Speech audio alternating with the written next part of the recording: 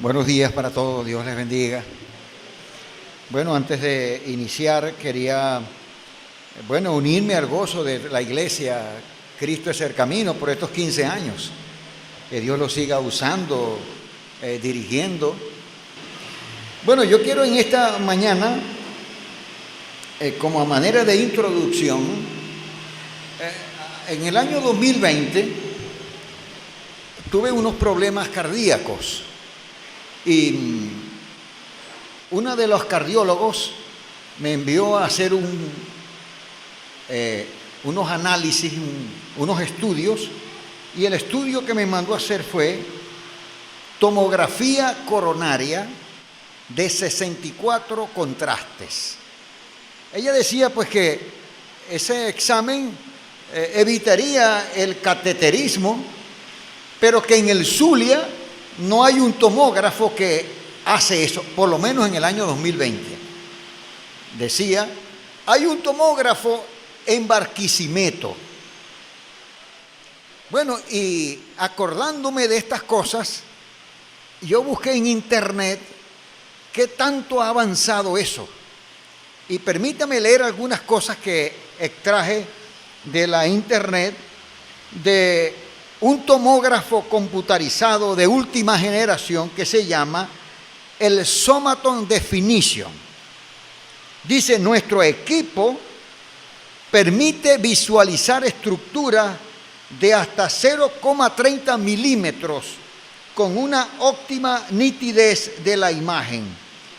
El equipo tiene una velocidad de rotación de 0,28 segundos en 360 grados, con una resolución temporal de 142 milisegundos, es capaz de reconstruir hasta 384 cortes por rotación. Me mandaron a hacer uno de 64 contrastes y hay uno para ese tiempo en Barquisimeto. Y aquí hace 384 cortes por rotación. Entre la infinidad de mejoras técnicas, el equipo incorpora innovaciones que permiten un mejor diagnóstico en la detección de microestructuras óseas en los pacientes bariátricos. En los estudios cardiológicos, detecta automáticamente la fase óptima para la visualización coronaria sin movimiento. Permite realizar en 165 milisegundos una exploración fiable cardiológica. Un examen típico de tórax o abdomen se puede hacer aproximadamente en 3 segundos.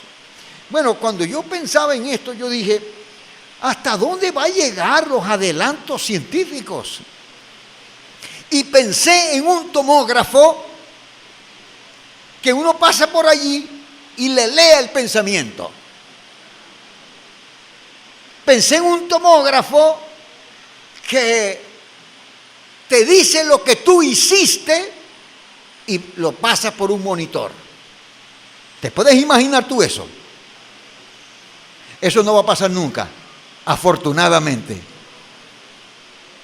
Ahora, ustedes se pueden imaginar que al azar se escoja a uno de los que estamos aquí,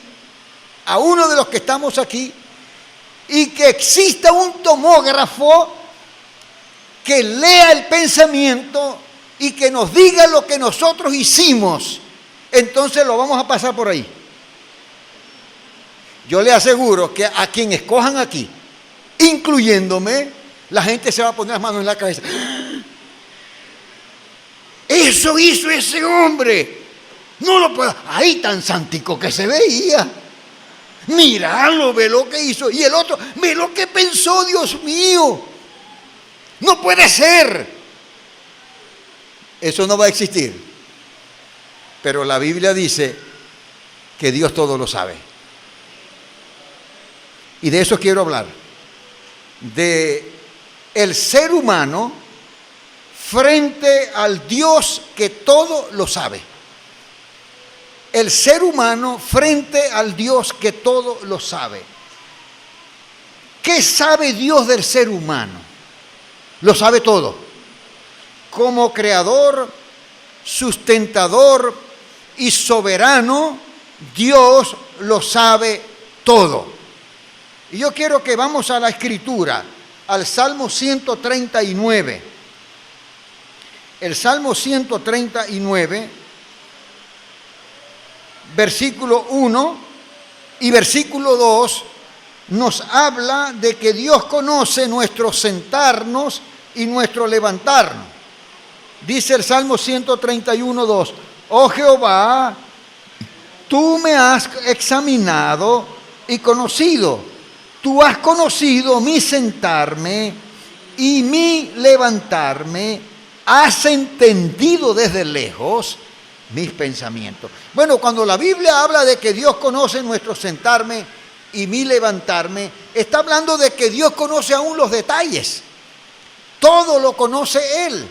Y es interesante que la Biblia nos habla de que Dios conoce nuestros pensamientos, que Dios ha entendido desde lejos mis pensamientos, lo que significa que los secretos más profundos de nuestro corazón, de nuestro pensamiento, Dios los sabe. Nuestros anhelos, incluso aquello que mañana tú y yo vamos a pensar, ya Dios lo sabe.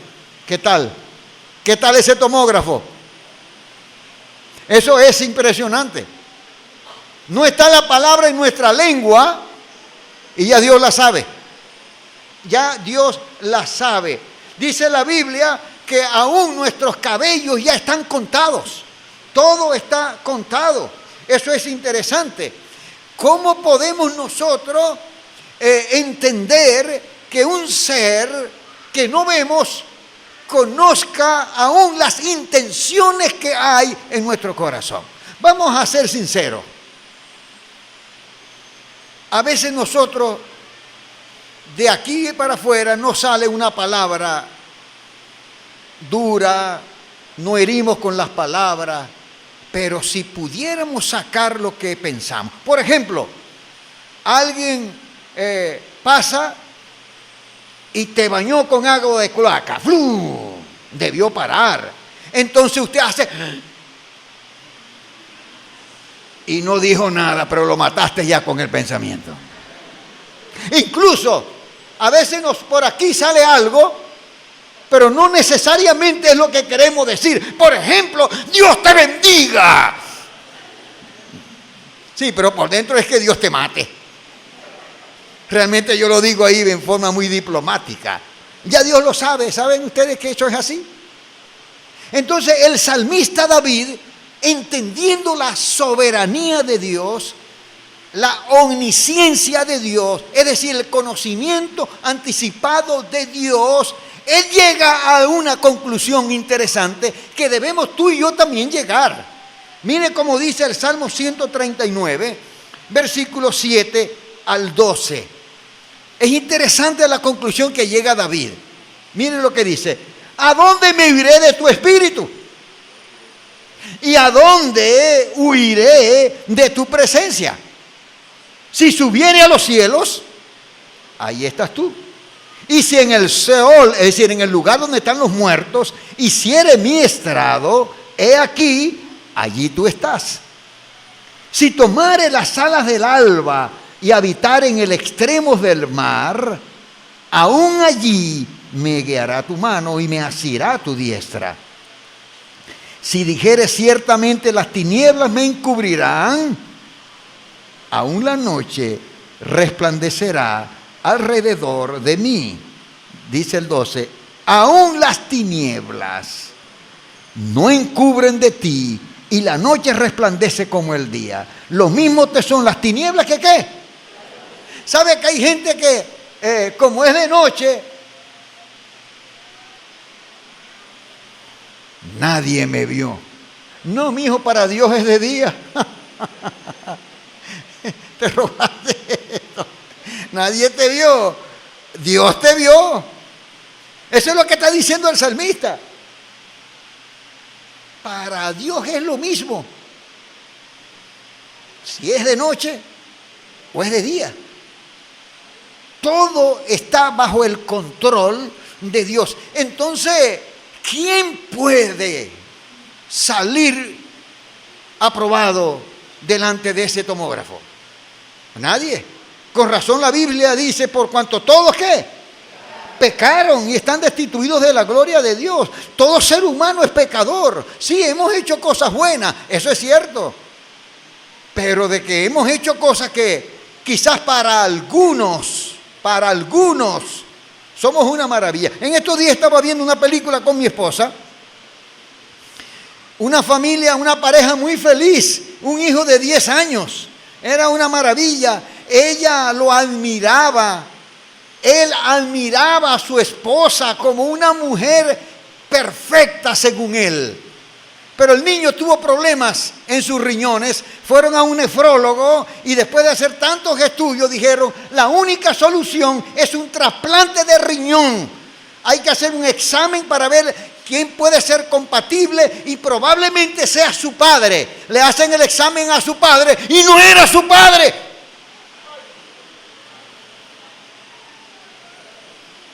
El tomógrafo dijo que no era. ¿Qué haría esa mujer? La mujer perfecta. Resulta que le guardó el secretico por 10 años. Y salió. Ahora ustedes se imaginan nosotros delante de Dios, los secreticos que habrá. Con razón la Biblia dice que el que mira a una mujer para codiciarla, ya pecó en su corazón. ¿Será que habrá aquí algún hombre pecador? Es mejor que no siga diciendo, porque la que está al lado te puede decir. Eso es lo que dice la Escritura. Pero David, qué hombre para sabio, dice, ¿a dónde huiré de tu espíritu? Yo mejor que soy muy claridoso delante del Señor. ¿Saben? En la Biblia se habla de un mensaje del Señor Jesucristo a 7 iglesias. Usted lo puede conseguir cuando usted pueda leerlo con calma en el capítulo 2 y en el capítulo 3 de Apocalipsis. El Señor le dice a la iglesia de Éfeso, yo conozco tus obras. Le dice a la iglesia de Esmirna, yo conozco tus obras. Le dice a la iglesia de Pérgamo, yo conozco tus obras. A la iglesia de Tiatira, yo conozco tus obras. A la iglesia de Sardis, yo conozco tus obras. A la iglesia de Filadelfia, yo conozco tus obras. A la iglesia de la Odisea, yo conozco tus obras. Es interesante que en esta última iglesia, la Odisea, el Señor Jesucristo le dice, porque tú dices que eres rico y que te has enriquecido y que de ninguna cosa tienes necesidad, mas yo te digo que tú eres un desventurado, miserable, pobre, ciego y desnudo. Casi nada le dijo, porque yo conozco tus obras. Todo lo conoce Dios. Y es interesante. Yo quiero que leamos Hebreos capítulo 4, versículo 13. Mire lo que dice este pasaje. Y no hay cosa creada que no sea ¿qué? Manifiesta en su presencia. Antes bien, todas las cosas están ¿qué? Desnudas y abiertas a los ojos de aquel a quien tenemos que dar cuenta. Apocalipsis capítulo 20, versículos 11 al 15. Es un pasaje tremendo, tremendo. Dice Apocalipsis 20, 11 al 15. Y vi un gran trono blanco y al que estaba sentado en él, de delante del cual huyeron la tierra y el cielo, obviamente estamos hablando de Dios, y ningún lugar se encontró para ellos. Y vi a los muertos, grandes y pequeños, de pie ante Dios, y los libros fueron abiertos, y otro libro fue abierto, el cual es el libro de la vida. Antes de seguir leyendo, esa es una metáfora, porque no existe un libro gigantesco. Ese libro está en la mente de Dios. Ese sí que no le cae polilla, ¿oyeron? Ese no es que, bueno, se borró por muchos años. Ese está en la mente de Dios. Eso está bien registrado, todo lo que tú y yo hemos hecho. Y dice la Biblia, dice que y fueron juzgados los muertos por las cosas que estaban escritas en los libros, ¿según qué? Según sus obras. Y dice el otro versículo, el 13, y el mar entregó los muertos que había en él, y la muerte y el Hades entregaron los muertos que había en ellos, y fueron juzgados cada uno según sus obras. Y la muerte y el Hades fueron lanzados al lago de fuego. Esta es la muerte segunda. ¿Y qué pasó? Y el que no se halló inscrito en el libro de la vida fue lanzado al lago de fuego. Esto es tremendo. Hay un pasaje en la Escritura, en el libro de Josué. Yo no quiero buscarlo, solamente quiero contarles lo que sucedió para no dedicar mucho tiempo allí. Israel estaba conquistando terrenos, porque eso era de sus ancestros. Y Josué era el comandante, era la persona que guiaba, y era fácil, eran ejércitos grandes, Israel vencía, pero fueron con un ejército pequeño, y resulta que ese ejército pequeño venció a Israel. Y entonces Josué se desanimó, y todo el pueblo desanimado, y se quejan contra Dios: Señor, ¿cómo hemos perdido nosotros con ese pequeño pueblo? Y Dios le dijo: hay anatema en el pueblo.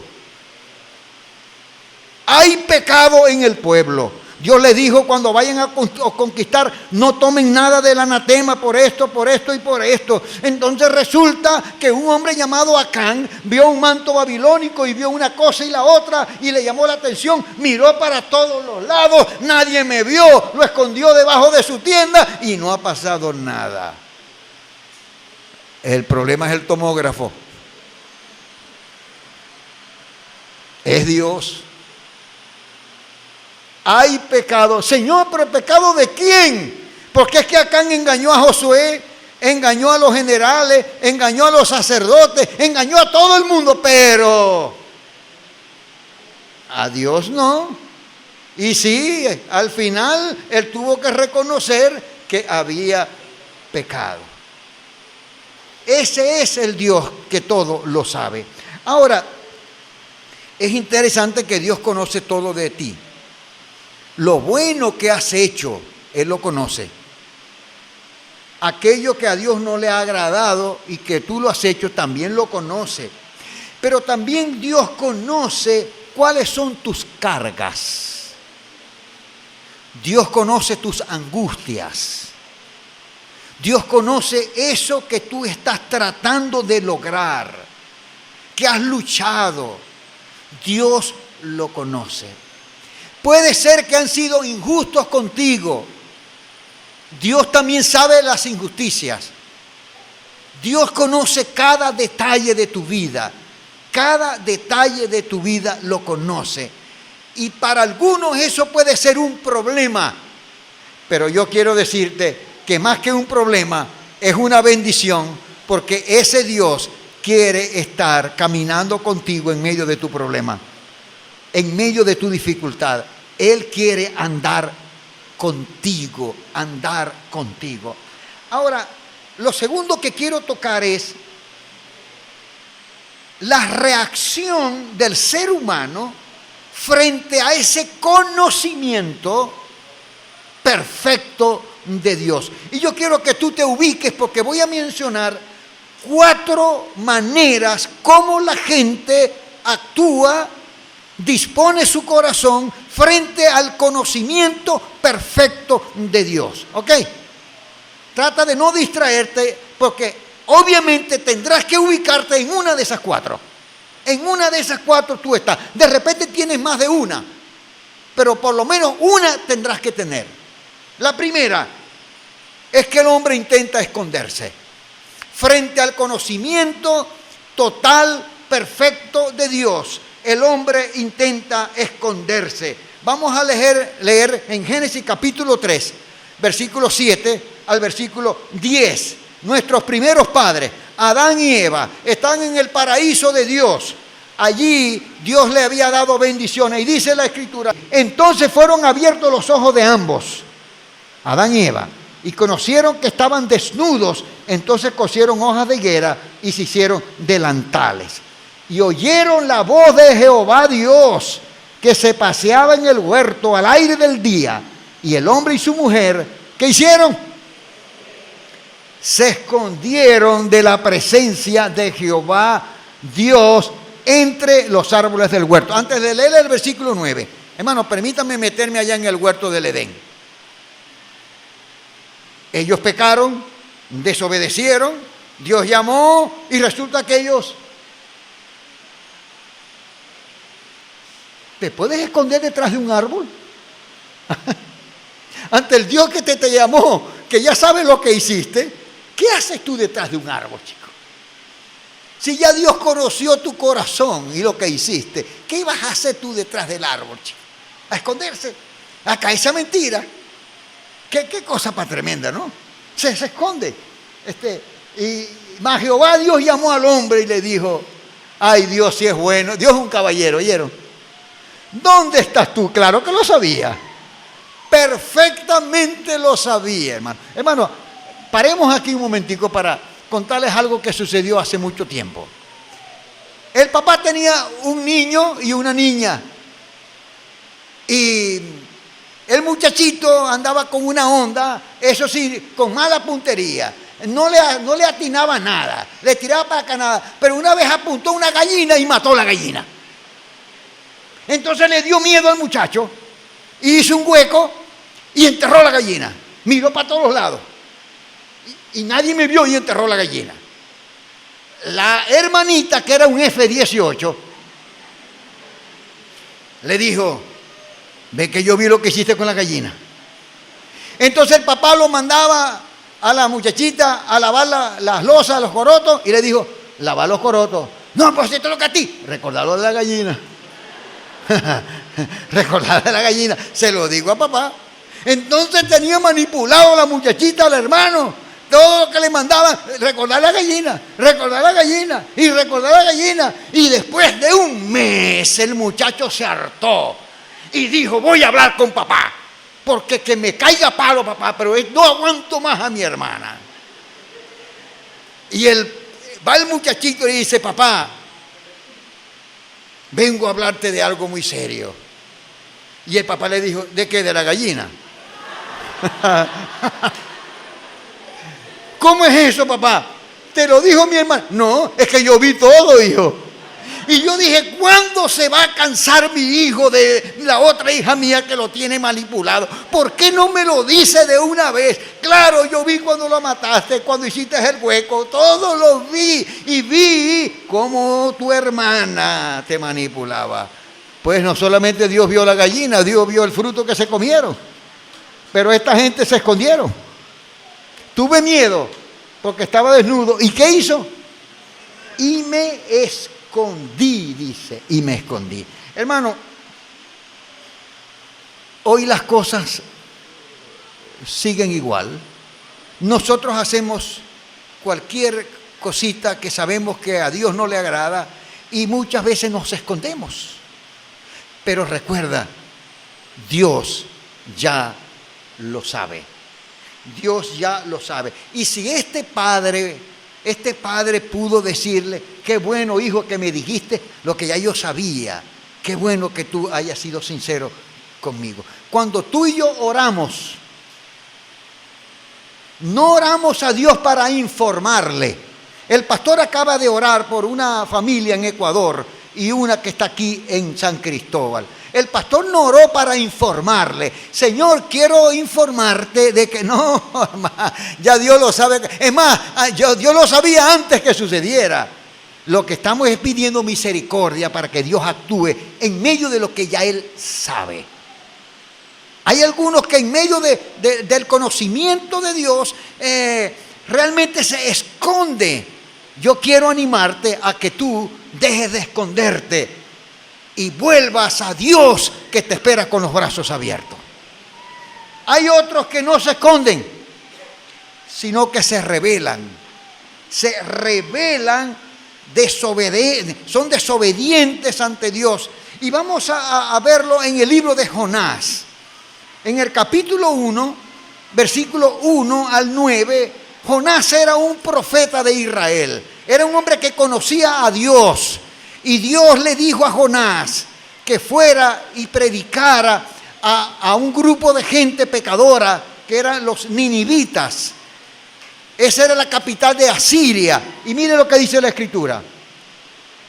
Jonás, vino palabra de Jehová a Jonás, hijo de Amitai, diciendo: levántate y ve a Nínive. Dije que Nínive era la capital de Asiria, aquella gran ciudad, y pregona contra ella. Nínive estaba al este, porque ha subido su maldad delante de mí.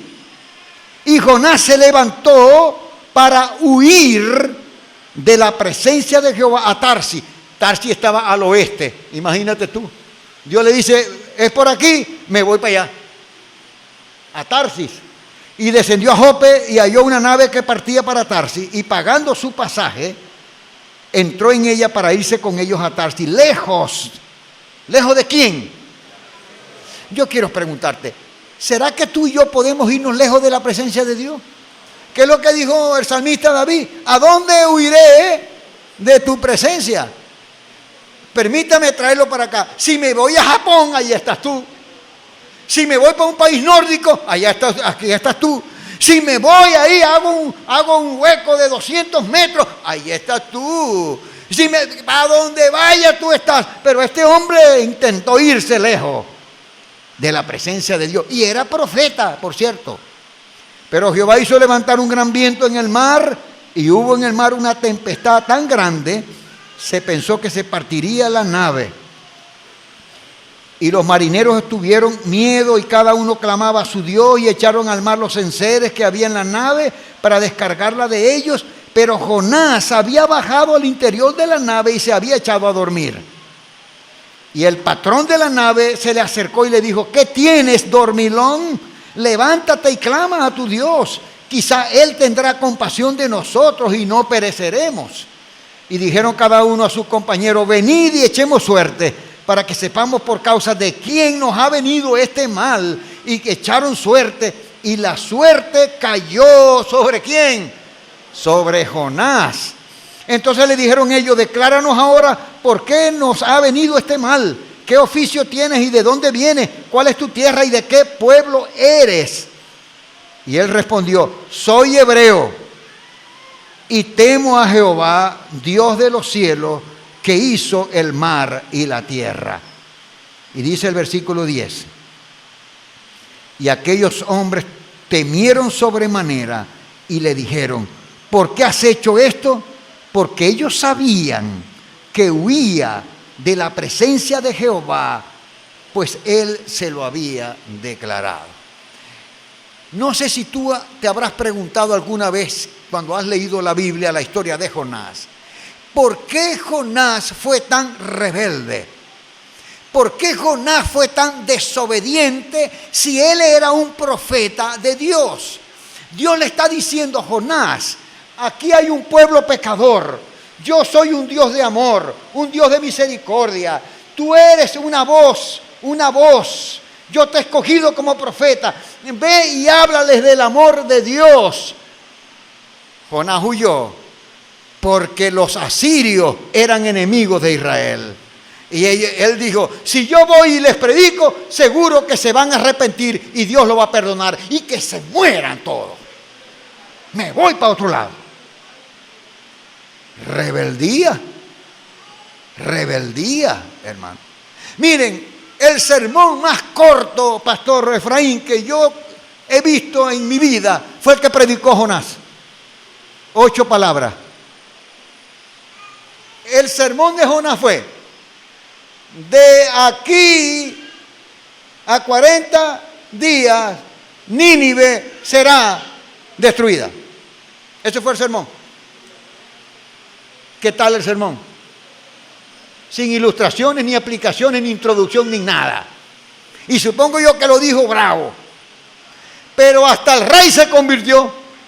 Hasta el rey se arrepintió, porque Dios es un Dios de misericordia. Pero este hombre estaba rebelde. ¿Por qué? Porque en su corazón había amargura. Él debía perdonar porque Dios lo había llamado a eso. Entonces él viene y se revela ante el conocimiento total de Dios y está tratando de pelear con Dios. ¿Quién pelea con Dios? ¿Quién huye de la presencia del Señor? Nadie, nadie. Miren, hermano y amigo, aunque usted no lo crea, hay gente que está muy molesta con Dios, brava con Dios, bravos con Dios, porque culpan a Dios de la muerte de su padre. ¿Por qué Dios se llevó a papá? ¿Por qué Dios se llevó a mamá? ¿Por qué Dios se llevó a mis hijos? ¿Por qué Dios me hizo estéril? ¿Por qué Dios? ¿Por qué Dios? ¿Por qué Dios? ¿Por qué Dios? Y ahí acabe sopotoscientas experiencias. Como me dijo una vez una mujer y me dijo, pastor, usted puede responderme dónde estaba Dios cuando a mamá la estaba violando un malandro. ¿Dónde estaba Dios? Yo le dije, en el mismo lugar de siempre, en su trono. Él es omnipresente también, está presente en todo lugar. ¿Y qué pasó con esa violación? Dijo ella, nací yo. ¿Y te parece algo malo? ¿Sabe? Aunque tú no lo creas, tú no eres un accidente. Dios sabía lo que iba a pasar. Hasta ahí llego yo. Después le pregunta lo demás a Dios. Yo solamente te digo lo que me dice la Biblia. Más de eso no puedo. Pero no eres un accidente. Sencillamente, deja de pelear con Dios. Deja de pelear con Dios. Hay cosas que uno no sabe. Algunas, después de muchos años, nosotros logramos entenderlas. Pero hay otras que no logramos entenderlas. Hay gente que está pasando por dificultades. Otros dicen, el cerro se cayó, se desplomó el cerro, habían 40 ranchos abajo y resulta que hubo 50 niños tapiados. ¿Por qué Dios permite eso? ¿Dios lo permitió? ¿O es el ser humano que fabricó los ranchos ahí? Tú dirás, bueno, es que lo fabricaron porque no hay terrenos. ¿Y por qué no hay terrenos? No hay terrenos porque hay injusticia. ¿Y de quién es la injusticia? Así que el pecado individual trae un pecado social.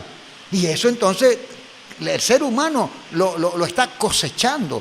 Entonces hay gente que se revela por tantas cosas. Una jovencita le decía a su madre, la madre adoptiva, que por qué sus padres biológicos la abandonaron, la regalaron.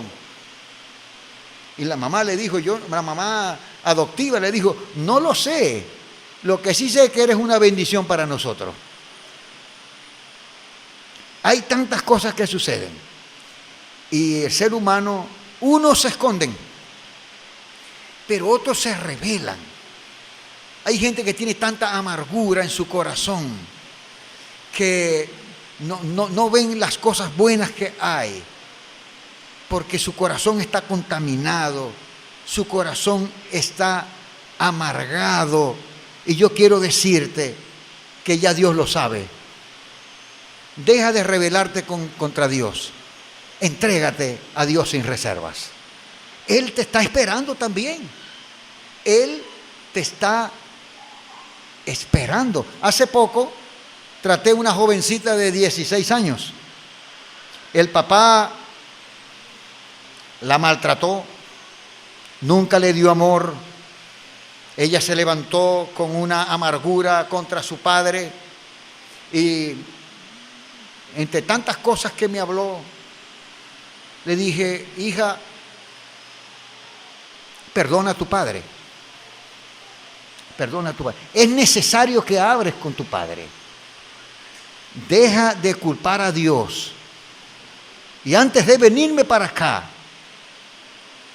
me mandó una nota de voz diciéndome, pastor, tuve 2 horas hablando con mi padre y mi papá me contó la niñez tan terrible que él tuvo, y ahora no solo lo perdoné, sino que lo veo con ojos de misericordia. ¿Qué tal? Dejó de pelear con Dios porque muchas veces, ¿por qué me diste ese padre? ¿Por qué me diste ese padre? ¿Por qué me diste ese padre? Y dejó de pelear con Dios y ha hecho lo que realmente tiene que hacer. Y hoy es una jovencita que está experimentando la paz de Dios que sobrepasa todo entendimiento. ¡Qué bendición! Algunos se esconden, otros se rebelan, pero hay un tercer tipo de persona que es una actitud de indiferencia ante Dios. Y puede ser pasiva, puede ser activa, pero de indiferencia al fin. Lucas capítulo 12, versículo 16 al 20. Ahí vamos a ver una persona totalmente indiferente, le da igual a Dios. Dice la Escritura, también le refirió una parábola diciendo, la heredad de un hombre rico había producido mucho. Y él pensaba dentro de sí diciendo, ¿qué haré? Porque no tengo dónde guardar mis frutos. Y dijo, esto haré, derribaré mis graneros y los edificaré mayores, y allí guardaré todos mis frutos y mis bienes. Y diré a mi alma, alma, muchos bienes tienes guardado para muchos años, repósate, come, embriágate, regocíjate. Pero Dios le dijo, necio, esta noche vienen a pedirte tu alma, y lo que has provisto, ¿de quién será? ¿De quién será? Cada vez que leo esto, en la cañada de Urdaneta, de donde vengo, hace años había un hombre muy millonario. Mire, el hombre tenía tantas tierras que usted agarraba su carro y lo colocaba a 100 kilómetros por hora y veía terreno de fulanito, terreno del mismo dueño. Y media hora después, usted seguía viendo terreno a ambos lados del mismo dueño.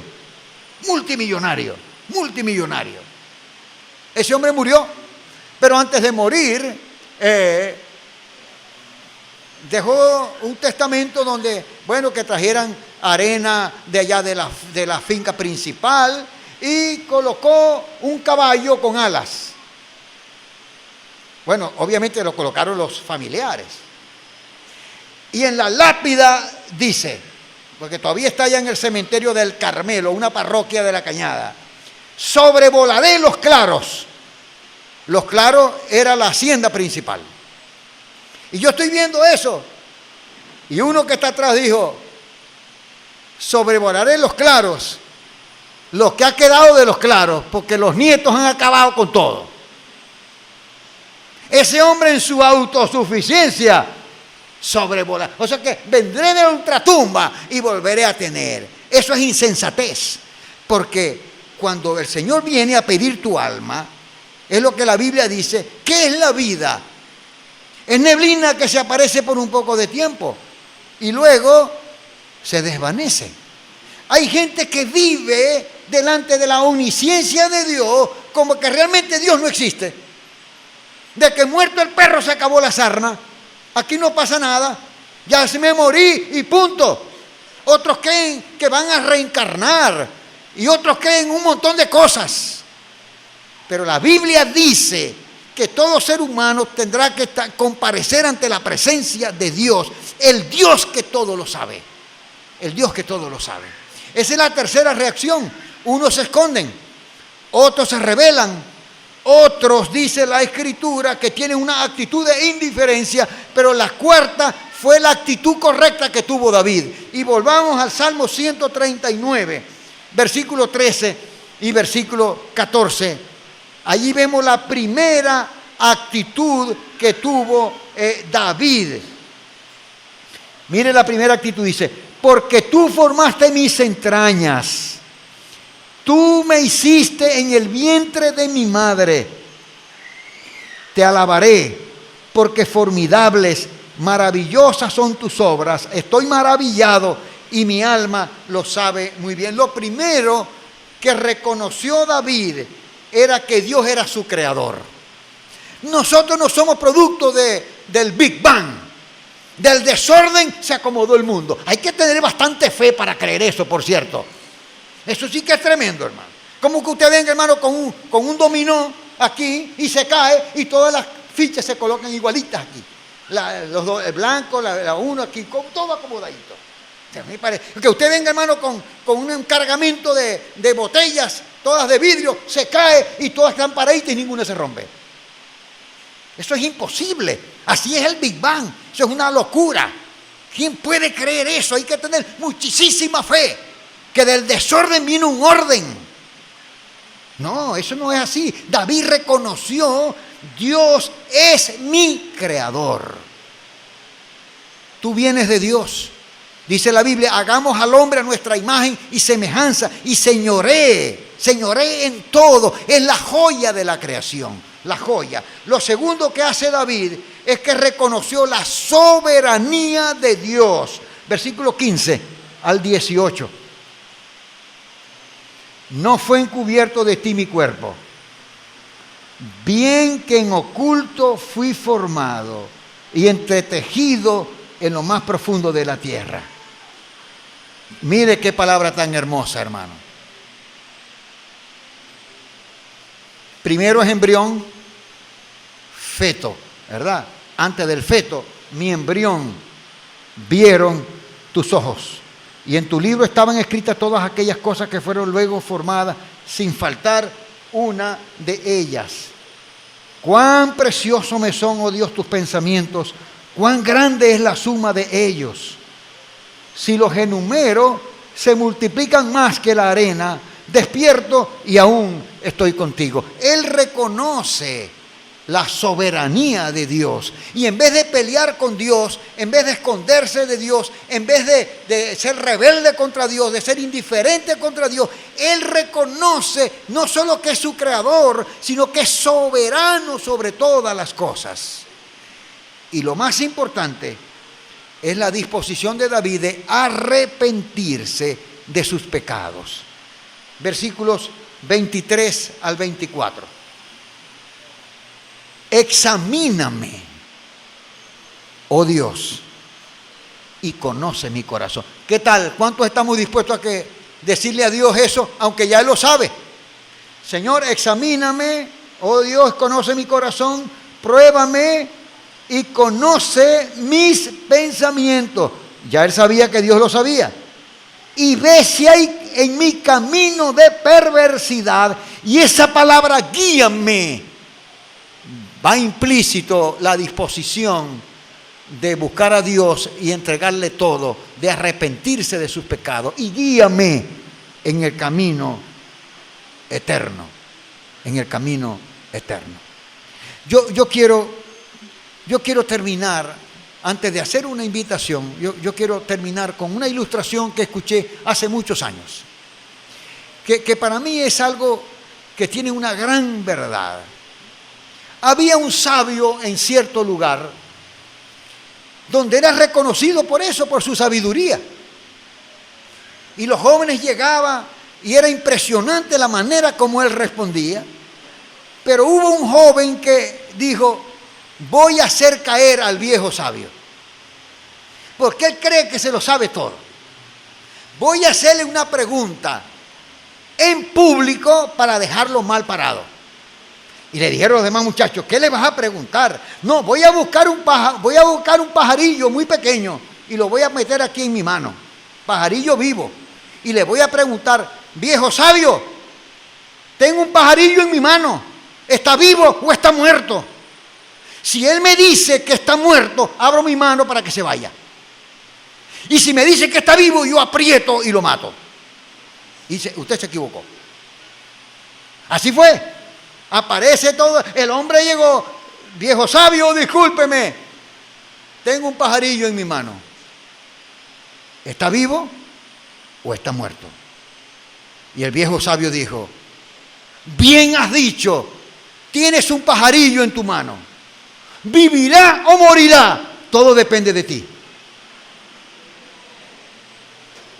Todo depende de ti. Amigo, delante de la omnisciencia de Dios, Dios te hace una invitación y todo depende de la decisión que vas a tomar en esta mañana. Yo quiero hacer una oración para aquellos que hoy van a tomar la actitud que tuvo David, de decir: Señor, examíname y guíame. Yo me arrepiento de mis pecados. Yo reconozco que tú todo lo sabes y hoy quiero comenzar como debe ser. Ir al que todo lo sabe, con todo lo que tú sabes y también con todas mis cargas, con todas mis angustias, para que tú me bendigas y que tú me perdones mis pecados. Si el deseo de tu corazón es entregarle tu vida a ese Cristo, a ese Dios que todo lo sabe, allí donde estás, inclina tu rostro y repite conmigo esta oración. Dile: Padre Celestial, reconozco que tú todo lo sabes. Nada te es oculto de mí. Yo reconozco, Señor, así como David lo hizo, tu creación, tu soberanía sobre mí, y reconozco que he pecado contra ti. Te pido que me perdones. Quiero que tú seas mi amigo, mi Señor, mi Salvador. Inscríbeme en el libro de la vida y hazme una persona nueva. Te lo pido, Señor, con todo mi corazón, en el nombre de Jesús. Amén.